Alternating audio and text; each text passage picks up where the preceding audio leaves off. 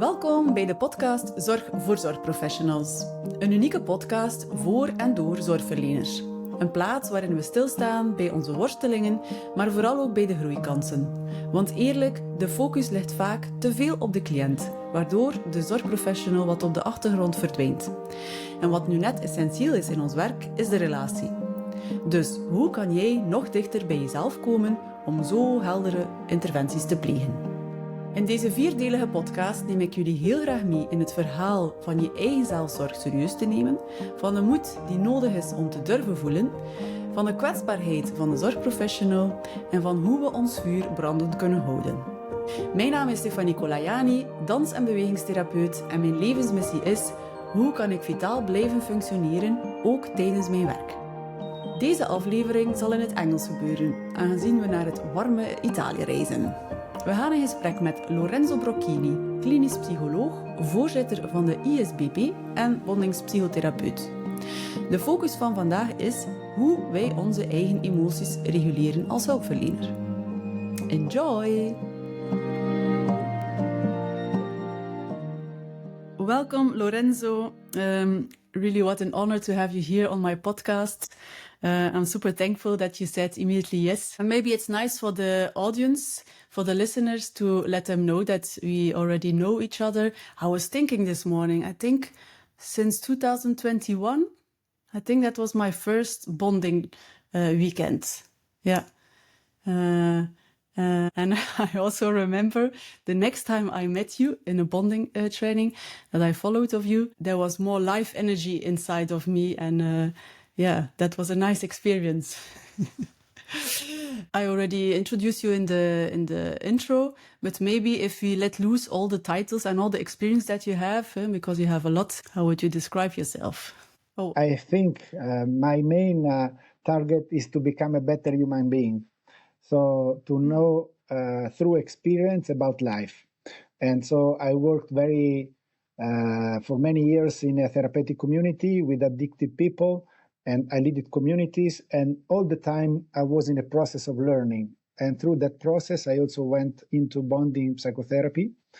And first of all, I made bonding psychotherapy for my better being. So I love bonding because it made me meet myself in a very deep wound that I had since my early days of life. And so I'm really pleased to share this experience with people, and mainly such deep experiences we can share not with words, but with body and straight with emotions and deep connections. So now I'm a therapist. I practice bonding and also analytical processes in individual and group settings. But into my heart, I really feel that to bond with people and to bond with the nature and to bond with life is the main objective of my work and experience in life.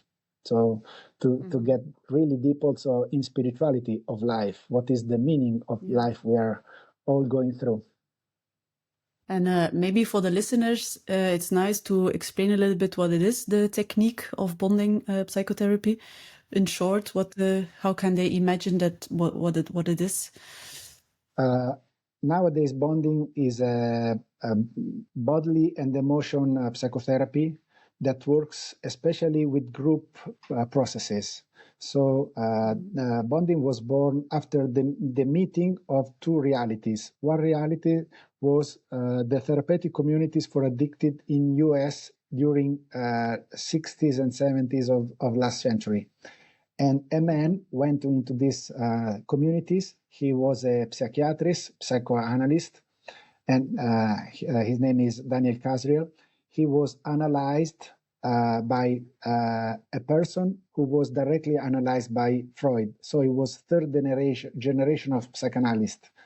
Imagine being on a sofa for 4 times a week or even 5 times a week, never seeing your analyst. So you were lying on the sofa and your analyst was on your back. And then he was asked to go into therapeutic communities by the government to see what was working for addicted people, because in that times there were no treatment specific for addicted people. And so he was a psychoanalyst trained in that way, going into such direct expressive groups where people would shout out their emotions, and they were allowed to express whatever about each other except with violence. So people could share their pain, their rage, their hate, their love, whatever. So he was really impressed by this movement of emotional expressive activities. And sometimes when he was there, he acted badly because he wanted to stop the process, assuming that he was in the right position to say, hey, I am a psychoanalyst, I know how it works, you cannot shout so much and then use all your energy towards the other person, because finally these people would hug each other after expressing emotion. And so he just went into this process to stop it. And people all around him just went against him, saying, you are learning here, so you sit down and wait. And so he could learn from this process. And actually, bonding psychotherapy grew into this meeting of psychoanalysis and encounter groups. And it evolved a lot since that time. But the basis of bonding are emotional openness, the maximum of emotional openness in the maximum of physical closeness. Because we mean bonding as the energy that keep together people since birth. So a mother with her child, they bond. They are connected bodily and emotionally. And there start to come up the wounds. We have many wounds about our bonds. And so we can go back into emotional openness and physical closeness to feel those deep wounds and to start to recover them. Okay, so it's a long process, and bonding goes directly through these actions that lead to emotional openness and physical closeness. What are the actions? Mainly, we have two main tools in group work. One tool is to bond with other people. That means to stay in the hug. We hug and we breathe together and we share emotion in the position of hugging. So it is very physical. And there is a way to hug. It's not just patting the shoulder of the other person, but is to connect physically and emotionally. So we can express our emotions as strong as we feel them. Okay, maybe I can say something about this a bit later. The other tool that we have is to work in circle. So one person with the group, and to take position in order to change old attitude. Bonding psychotherapy believes that people that grew in a painful situation, in difficult relationships, and people that bring wounds about relations, they made important choices since early childhood. So we maybe even don't know which kind of decisions we took, and we call this decision attitude. We have some attitude that are necessary to grow up in that place. So I took the decision maybe not to express my emotions, or not to express my rage, or not to express my pleasure, or not to say no, or the feeling that I cannot have needs because I am a weight for my mother, my father, or the situation where I live. So I took a decision very, very in all times, and I bring up that decision for all my life. So that is my basic attitude. And so we have emotional schemas. We call them emotional schemas that lead us into relationships. So as soon, Can you give an example of this yes, affirmation? yes, I don't know if people yeah, understand what sure. it is. I had a beautiful workshop last Saturday in Germany with professionals, and we worked out these schemas where people are in an ambivalent position.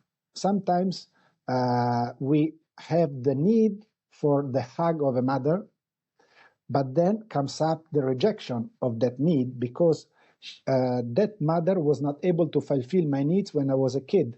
So I really need to go close to that person. And then when I'm close to the person, I reject her. I push her away. And that may happen in present life, maybe with my girlfriend, with my wife, with the other women I meet in life. This old pattern comes up and I don't know why. I want to get close, and then at that same time, I want to reject and to push away. And so I get in a third position that is this ambivalence. And it is so difficult to change ambivalence because bothly I feel the need to go forward and the need to go away, both ways. Okay, so yes, we bring these old decisions into our life, and those old decisions were so important to survive and to get through that situation. But nowadays, they become something, an emotional partner, an emotional schema that doesn't let me free to really go into relationships, maybe, or to get too strong into relationship in order to depend to the other. So I think any of us bring some of these wounds. When these wounds are too heavy, they become clinically significant. So they become so heavy for the life of a person that she or he needs to change that pattern. Yeah, that's super interesting. There's a few things that I want to pick out. That it's what I stand for is I call it emotional hygiene. Yes, it's so important to work also with your emotions and work through some topics, not only with the conception or the head, but also with the emotions. And that's what bonding is doing, of course, and other body therapy methods. But what I also see is it's for a lot of caregivers and in general for people, a big step to go into those methods with the body. The step is sometimes too big. I don't know if you also recognize that in your work. Yes, I meet a lot of people. I train psychologists, psychotherapists, and sometimes I meet also medical doctors and nurses. These people, or also priests, okay, and educators. All these people are in their mind people who want to help the other. So they are very good in taking care about the needs of the other, and sometimes they are not very good in taking care of their needs. Either they want to reach the fulfillment of their needs through fulfilling the needs of the others. So they get stuck in a giving position that drains them, okay? All the energies go to take care of the other. So when we offer workshops for psychologists and psychotherapists, sometimes they're really in a new position because they went into their experiences through their mind, but they didn't reach the deep experience of their emotions into that moment, okay? Also in the very past. Sometimes I meet my colleagues and they are so eager finally to work out their emotions because we don't, as I was saying, bonding psychotherapy sees 4 levels of expressing emotions, okay? And we try to work at level 3 and level 4. And we mean level 3, gut level. It means that you really feel your emotion in your gut and in your belly and in your throat and in your body. It's bodily feeling of emotions. And you can express them with the body. Sometimes words are not enough to say things. They're too mental, too cognitive.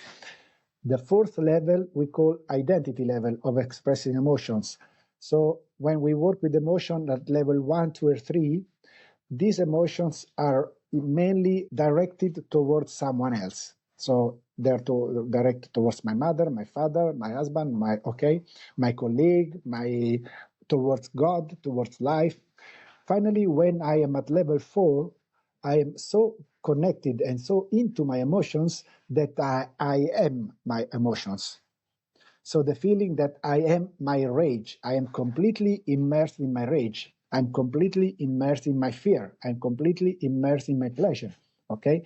This gives me a possibility because sometimes people who come to groups and come to therapy, they say, I don't know anymore who I am because I don't know. I made so many mistakes. I changed so many times my partner. I don't know which way to go, and I know who I am. So I understand that it's difficult to believe this, but sometimes it's so necessary to feel at least that I am my emotion. It's a starting point, because finally, if I feel I'm completely my rage and I'm really like a volcano and I want to say no, okay, and then I take that energy to take the next step, to take a decision where to go in life. For example, it's very difficult what I see with medical doctors, because they are very good to practice helping others, but they don't practice helping themselves. Instead, mainly psychologists and psychotherapists, they are taught to take care of themselves as wounded people, to learn through their wounds to help the others. Everybody, every day, we project on others parts of ourselves, so we live in a transference. And it is normal that I go around and I see maybe a person looking like my mother, my father, my daughter, my wife, etc. So I live with transference. But me, as a psychotherapist, I have to start to know which parts of me are wounded and start to know which parts of me are activated by the transference of others. And what happens in group when we work in the circle is that we activate a lot of this stuff. For example, one of my difficult counter-transference is that when people attack the group, some of the people in group, finally, they don't want to work out what's happening, and they act badly towards the group, maybe towards one participant of the group.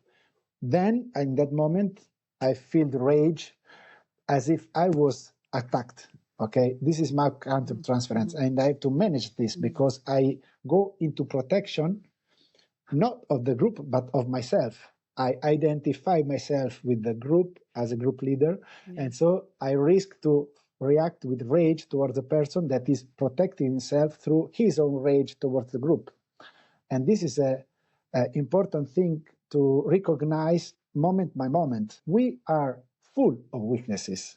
So one of my clients, when she was into a psychoanalytical therapy for years, and one day my emotion came up because of her history, and I started to cry. But it was not crying about my life, but crying about the suffering I was feeling in her life. In that moment, I was connected as a human being. Okay? And so she said, oh, but you're suffering. Oh, yes, so you're not finished to train. You're not a superhuman, let's say. And I said, no, I am not a superhuman, and I will never be. The most powerful way to stay in life is accepting life as it is. So sometimes people want to stay in life without feeling their pain, without feeling their rage, without feeling their joy, their pleasure. And they cut, not voluntarily, but they cut parts of themselves. And so I don't receive all the information I need for life. And if I want to receive, less connected. Yes, less connected, and I try to direct the relationship with other people in the way not to be hurt, in the way not to feel pain, in the way not to feel rage. We try to let people go into their primary emotions, because we believe that primary emotions are good informations for life. Every primary emotion, so rage, fear, pain, pleasure, love, and disgust, these simple emotions are good for life. Even if I feel tension about rage or fear or pain or disgust, I feel tension, but it is a good message for me. Can you explain a bit? Because oftentimes what I see and what I myself also experienced in the beginning, I was afraid of rage. And I remember the first bonding weekend that I followed with you was exploring my rage, and there was really a lot of rage coming out. What do you see when people go into their rage after that? Because oftentimes people are afraid of the rage, but when they go through it, what do you see then afterwards? Usually we feel rage because we feel something is blocking us or something is unfair toward us. So going through rage, we feel the energy of going against this block or this action that is unjust. And then it doesn't mean that I have to act violent. because there is a nice distinction between the energy of rage and the action of violence. So sometimes people, and we see in television, some young guy maybe, they kill father and mother, and people around them say, hey, he was such a good guy. What happened that he killed his mother and father? He was not a good guy. Maybe he was repressed in all his rage for 20, 25 years, and then he blew up suddenly with this violence. So he was not trained in all his life, moment by moment, to recognize emotion and to say and to express his emotion. Emotions don't kill. They don't kill. If you express emotion, then you feel the power of your energy, and then you take decision about your action. Otherwise, you are acted by your emotions. If we are trained, for example, in recognizing emotion, then we can direct the energy of emotions. This is very important to learn it since childhood. Otherwise, people are not trained. They may be into their deep frustration for so long. And finally, when that emotion comes up, then maybe it turns people into acting with violence. And violence is either towards someone else or either towards myself. I can act violence. This is very important, that people are afraid they cannot go through their emotions. They were not taught. Mm-hmm. Yes. Yeah, and I can also add my last experience in the bonding training with you. I think it was for the first time that I stepped into a place, I cannot say something concrete, but fear. I stepped into fear. We did a few exercises, and then we could go into the circle and work on our affirmations, on our attitudes. And I really felt my body was so shaking, and you were there together with Caroline to hold me. And I think the most powerful aspect of this exercise was not that I was feeling the fear, because it's fearful and it's not nice and not pleasant. But the fact that you both were holding me and that I could be totally in the moment and that I could give space to my fear and at the same time not be afraid, because I was not alone in the process.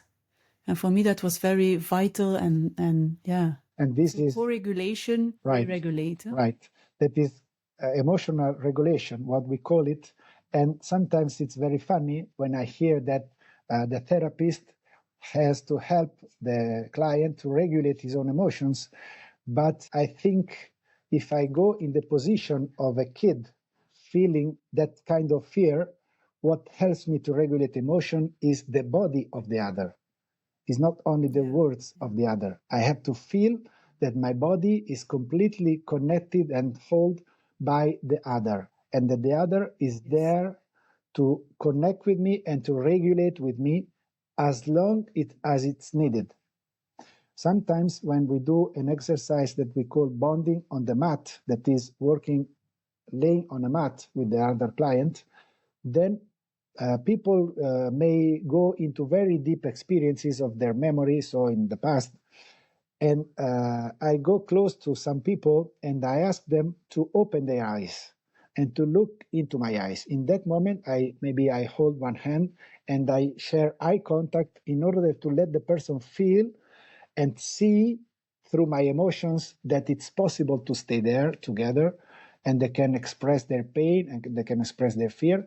And I'm there as a good father, as a good mother, as a good human being close to you to help you in regulate this emotion. Sometimes it happens that people learn to regulate their emotion. Now I just focused a woman that was in groups, and she was so good in regulating by herself her own emotion through rage.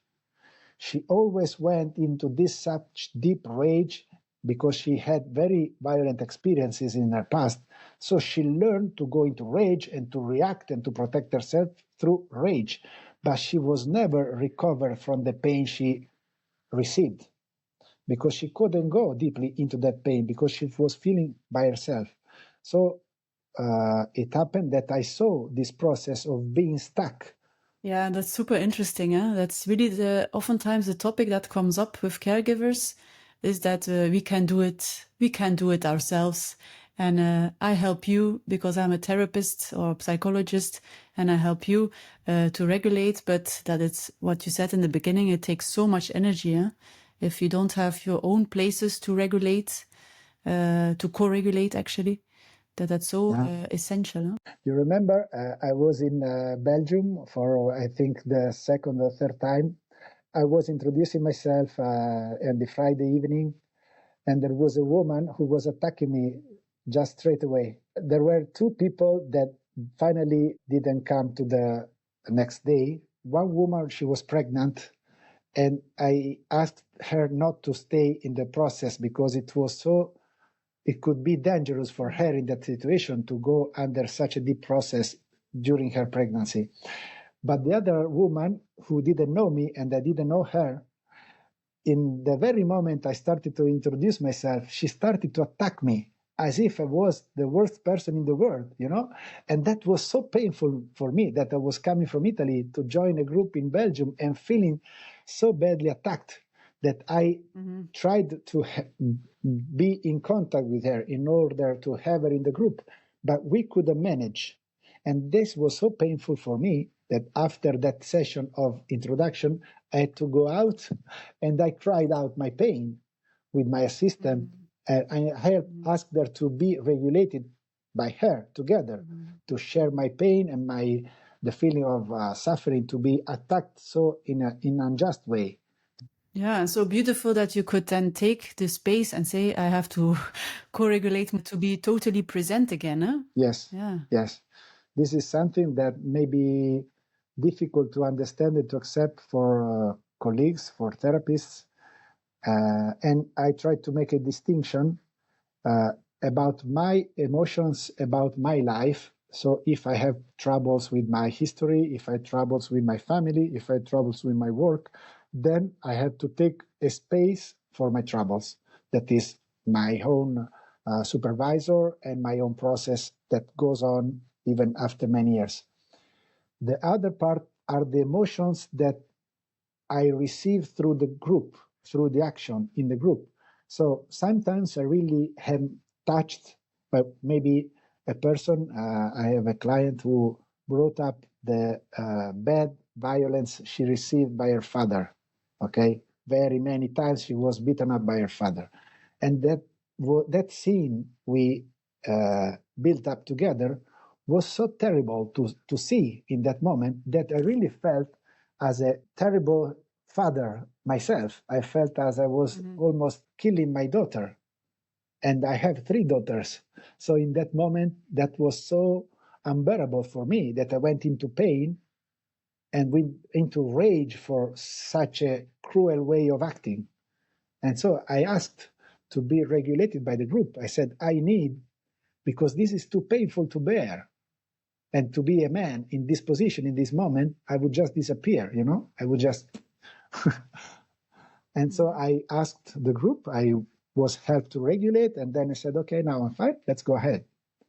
And actually, when it happens, it takes such a short time for me to re-regulate because I know the process and I don't have to work out my own history all the time, but I have to work out what comes up. And sometimes we call it an exposure to a secondary violence. It's not the primary violence that the client received, but I am touched and beaten as well through that emotion. Maybe as a last question, if you could give any tips for the caregivers who are listening, what could they do as first steps? To show that us as professionals are also human and our needs are good and we can take care of ourselves. Then, of course, have a personal space about everything to rework what happens and to be looked as a person from another point of view. The third thing is for me to have good relationships outside. And so never forget that we need as human beings to have good places in life. It's not only a good place in therapy. That's not enough. A good place has to be in life. So when I go home, when I go to have my dinner with my friends and to play tennis for me, so time for ourselves in life. finally, sometimes I wake up at night and I don't feel good and I don't even know why. So I have to take time for myself. And so I usually, when it's a bad feeling, I don't stay in bed. I go downstairs in a place. I stay on a carpet and I pray and I meditate. And it takes time for me to stay with what I'm feeling and open into it also in a spiritual way. So I think there are different levels to take care of ourselves. This is what I do for me. So it's not a law. It's what I learned to give myself in order to be well. Oh, that's so beautiful. Yeah. Thank you so much.